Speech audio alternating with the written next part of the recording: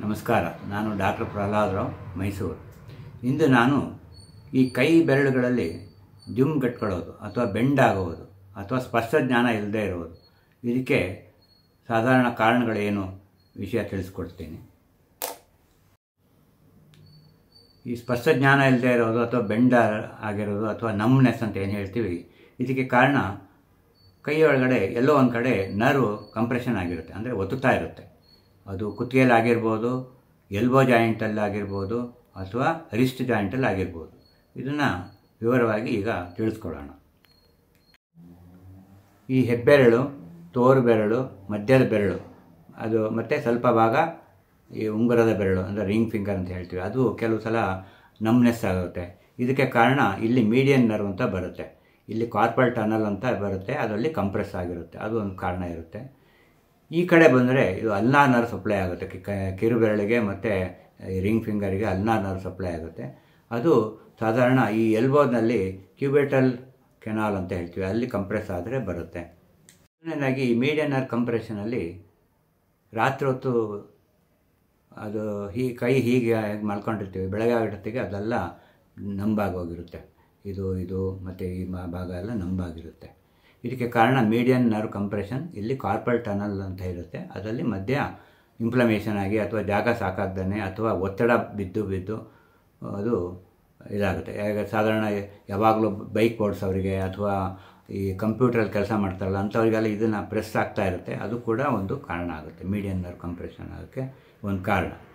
ಇನ್ನು ಈ ಕಿರುಬೆರಳು ಅಥವಾ ಅರ್ಧ ರಿಂಗ್ ಫಿಂಗರ್, ಅದಕ್ಕೆ ಕಾರಣ ಅಲ್ನಾರ್ ನರ್ವ್ ಅಂತ ಇಲ್ಲಿ ಕ್ಯೂಬೇಟಲ್ ಕೆನಾಲ್ ಅಂತ ಇರುತ್ತೆ. ಇಲ್ಲಿ ಅದೇನಾದ್ರು ಕಂಪ್ರೆಸ್ ಆಯಿತು ಅಂತಂದರೆ, ಸಾಧಾರಣ ಯಾವಾಗಲೂ ಹಿಂಗಿಟ್ಕೊಂಡು ಸ್ಟೂಡೆಂಟ್ಸ್ಗಳು ಹೀಗಿಟ್ಕೊಂಡು ಕೇಳ್ತಾ ಇದ್ದಾಗ ಈ ಅಲ್ನಾರ್ ನರ್ವ್ ಕಂಪ್ರೆಸ್ ಆಗಿ ಇದೆಲ್ಲ ಬೆಂಡ್ ಆಗೋ ಚಾನ್ಸಸ್ ಇರುತ್ತೆ.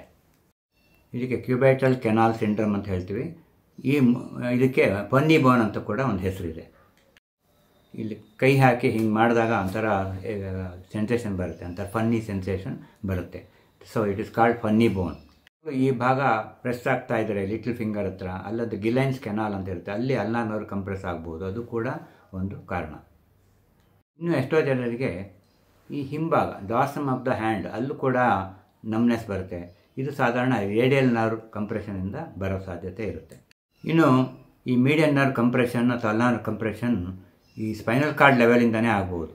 ಈ ಡಿಸ್ಕ್ ಸ್ಪೇಸು, ಸರ್ವೈಕಲ್ ಸ್ಪೈನಲ್ಲಿ ಡಿಸ್ಕ್ ಸ್ಪೇಸ್ ಅಂತ ಹೇಳ್ತೀವಿ, ಅದು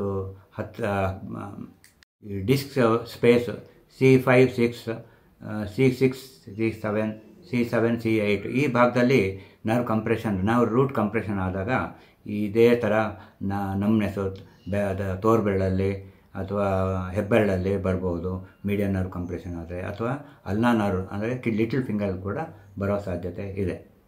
ಎಷ್ಟೋ ಸಲ median nerve compression carpal tunnel ಸಿಂಡ್ರೋಮಿಂದ ಬಂದಿದೆ ಅಂತ ಅಂದ್ಕೊಂಡ್ಬಿಟ್ಟು ಅಲ್ಲಿ ಕೂಡ ಫೈಬ್ರಸ್ ರೆಟಿನಾಕ್ಯುಲಮ್ ಅಂತ ಇರುತ್ತೆ, ಅಲ್ಲಿ ಆಪ್ರೇಷನ್ ಮಾಡಿರ್ತಾರೆ, ಆದರೂ ಅದು ಸಕ್ಸಸ್ ಆಗೋಲ್ಲ. ಸೊ ಕೆಲವು ಕಡೆ ಡಬಲ್ ಕಂಪ್ರೆಷನ್ ಸಿಂಡ್ರೋಮ್ ಅಂತ ಹೇಳ್ತೀವಿ, ಇಲ್ಲೂ ಕೂಡ ಕಂಪ್ರೆಷನ್ ಆಗಿರುತ್ತೆ ರಿಸ್ಟ್ ಹತ್ರ, ಅದಲ್ಲದೆ ಕುತ್ತಿಗೆ ಹತ್ರ ಕೂಡ ಕಂಪ್ರೆಷನ್ ಆಗಿರೋ ಸಾಧ್ಯತೆ ಇರುತ್ತೆ. ಡಬಲ್ ಕ್ರಶ್ ಸಿಂಡ್ರೋಮ್, ಇದು ಸಾಧಾರಣ ಓವರ್ಲುಕ್ ಆಗುತ್ತೆ. ಈ ಮೀಡಿಯನ್ ನರ್ವ್ ಕಂಪ್ರೆಷನ್ಗೆ C5, C6, C7 disc space ನೇರವಾಗಿ ಅಲ್ಲೂ ಕೂಡ ನರ ಒತ್ತುತ್ತಾ ಇರುತ್ತೆ, ಅದಲ್ಲದೆ ಜೊತೆಗೆ ಕಾರ್ಪಲ್ ಟನಲ್ ಸಿಂಡ್ರೋಮ್ ಕೂಡ ಇರುವ ಸಾಧ್ಯತೆ ಇರುತ್ತೆ. ಎಷ್ಟೋ ಸಲ ಅದು ಮಿಸ್ ಆಗಿ ಬರೀ ಕಾರ್ಪಲ್ ಟನಲ್ ಸಿಂಡ್ರೋಮ್ಗೆ ಟ್ರೀಟ್ಮೆಂಟ್ ಮಾಡಿದಾಗ ಸಿಂಪ್ಟಮ್ಸ್ ವಾಸಿ ಆಗದೆ ಇರ್ಬೋದು. ನಮ್ನೆಸ್ ಅಥವಾ ಬೆಂಡ್ ಆಗಿರೋದು ಅಥವಾ ಏನೋ ಚುಚ್ಚಿದಂಗೆ ಆಗೋದು ಅಥವಾ ಉರಿ ಬರೋದು, ಇದೆಲ್ಲ ನರ್ವ್ ರೂಟಲ್ಲಿ ಡಿಮೈಲಿನೇಷನ್ ಆಗಿ ಬರೋ ಸಾಧ್ಯತೆ ಇರುತ್ತೆ. ಇದಕ್ಕೆ ಈ ಡಿಸ್ಕ್ ಪ್ರಾಬ್ಲಮ್ ಅಲ್ದಲೇ, ಕಾರ್ಪಲ್ ಟನಲ್ ಸಿಂಡ್ರೋಮ್ ಅಲ್ದಲೇ ಅನೇಕ ಕಾರಣಗಳಿದೆ. ಅದು ಡಯಾಬಿಟಿಸ್ ಇರ್ಬೋದು, ವಿಟಮಿನ್ B12 ಡಿಫಿಷಿಯನ್ಸಿ ಇರ್ಬೋದು, ವಿಟಮಿನ್ ಥಯಾಮಿನ್ ಡಿಫಿಷಿಯನ್ಸಿ ಇರ್ಬೋದು. ಜನಕ್ಕೆ ಇದು ಬೆಂಡ್ ಆಗಿರೋದೇ ಗೊತ್ತಿರಲ್ಲ, ಅವ್ರೇನೋ ಲೋಟ ಇಟ್ಕೊಳಕ್ಕೆ ಹೋಗ್ತಾರೆ, ಗ್ರಿಪ್ಪೇಸ್ ಇರೋಲ್ಲ, ಬೀಳಿಸ್ಬಿಡ್ತಾರೆ. ಪೆನ್ನು ಸೈನ್ ಮಾಡೋಕ್ಕೆ ಹೋಗ್ತಾರೆ, ಪೆನ್ನೇ ಸ್ಲಿಪ್ ಆಗುತ್ತೆ, ಅಥವಾ ಕಂಟಿನ್ಯೂಸ್ ಆಗಿ ಈ 2 ವೀಲರ್ ಡ್ರೈವ್ ಮಾಡ್ತಿರೋ ಕೈಯೆಲ್ಲ ಬೆಂಡ್ ಆದಂಗೆ ಆಗುತ್ತೆ. ಇದೆಲ್ಲ ಒಂದು ಸಿಂಪ್ಟಮ್ಸ್, ಅರ್ಲಿ ಸಿಂಪ್ಟಮ್ಸ್. ಹಾಗಾಗಿ ಇದಕ್ಕೆ ತಕ್ಕನಾದ ಕೆಲವು ಪರೀಕ್ಷೆಗಳಿರುತ್ತೆ, ಕೆಲವು ನರ್ವ್ ಕಂಡಕ್ಷನ್ ಟೆಸ್ಟ್ಗಳಿರುತ್ತೆ, ಎಲೆಕ್ಟ್ರೋಮಯೋಗ್ರಫಿ ಇರುತ್ತೆ, ಅದಲ್ಲದೆ MRI ಸ್ಪೈನ್ ಮಾಡ್ಬೋದು, MRI ರಿಸ್ಟ್ ಕೂಡ ಮಾಡ್ಬೋದು. ಇದರಲ್ಲಿ ನಾವು ಡಿಸ್ಕ್ ಕಂಪ್ರೆಷನ್ ಇದೆಯಾ ಅಥವಾ ಕಾರ್ಪಲ್ ಟನಲ್ ಸಿಂಡ್ರೋಮ್ ಇದೆಯಾ ಗೊತ್ತಾಗುತ್ತೆ.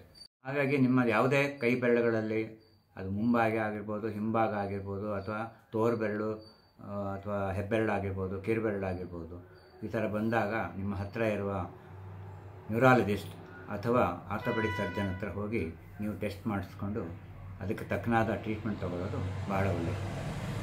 ಇಷ್ಟು ಹೇಳಿ ನನ್ನ ಇಂದಿನ ಮಾತುಕತೆಯನ್ನು ಮುಗಿಸ್ತಾ ಇದ್ದೀನಿ. ನಮಸ್ಕಾರ.